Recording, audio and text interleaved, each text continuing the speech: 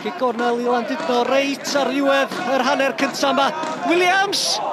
A methu cael ei ben i'r bel. A mae o'n lloeri gyda'r dyfarnwr. Yn honni efallai bod Jonathan Hood wedi wthio'n bryn Markham Jones yn gywir. Baines o'r bel yn syrthio Lee Thomas. O, cyfle roed Llandudno ar y blaen.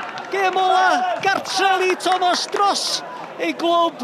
Ac mi fyddai honna wedi bod y ffordd berffaith I ffarwelio. Gol gan Lewis. McLagan. Shaw. A Hughes. A Fahia sy'n ymateb yn gyntaf i'r bel rhydd. Jonathan Hood yn ei chodi hi'n hyfryd dros y gol geidwad.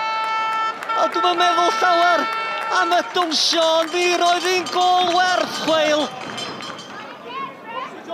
Cic rydd i'r Barri. Hood yn ei gadael I. McLagan yn taro'r postyn. Ond di'n disgori ers dod nôl o'i anaf. Oedd o'n llawer agosach na hynna heddiw. Toby Jones. Allan I Joyce. Yn ôl I Jones. Ond taro'r postyn. Watkins yn clirio yn ychal yn hytrach am bell Lee Thomas. Robbie Parry, Jones yn ôl I Parry, cisio brwydro I ffordd drwodd. Jones ar ergyd, ac mae'n nghefn yr hwyd. Ac mae Llandudno yn gyfartal.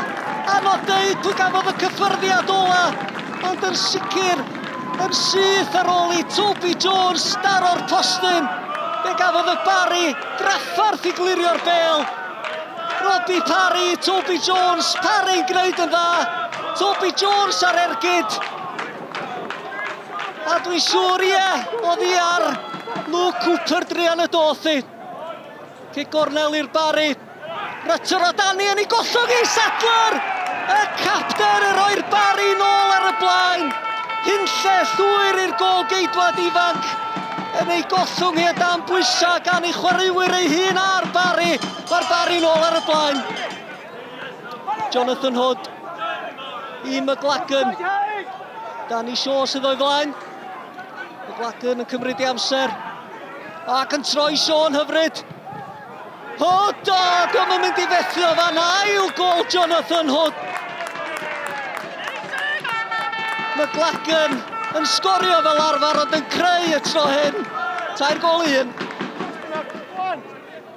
Y Barri yn llawn hyder, yn llawn hyddi bod 2 gol I 1 ar y blaen. Y groesiad I fewn, McLagan yw gwneud hi'n bedair o sut ma di methu hwnna. Toby Jones ar gic gornel. Danny Shaw yn codi'n uwch na neb i'w gwneud hi'n 2 gol I 2 os na obaith I Llandudno. 2 funud yn unig I fynd. Cic rydd. Toby Jones. O, Mike Lewis yn arbed y wych. Yn y munudau sy'n cael ei caniatáu ar ôl y 90. Yn sicrhau bod y triphwynt yn mynd ôl I 10 Cymru heno.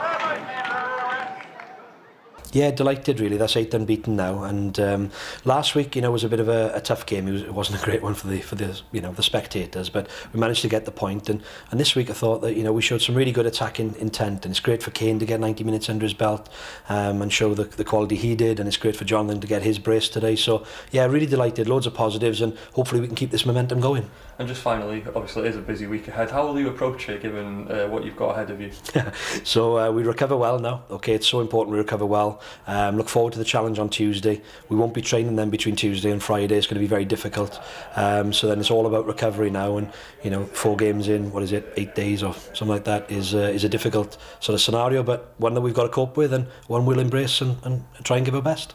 Ie, dwi'n meddwl bod ni wedi chwarae nhw lew ar y cyfan. Dwi'n meddwl na ni roi chydig bach o ownership i'r chwaraewyr heddiw ma I chwarae allan, cadw bel, pasio rhwng y llinella.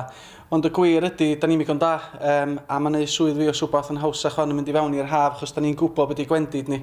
A tasa ni wedi cael rhywbeth allan o'r 6 gêm dwytha, sefo bach yn ffals.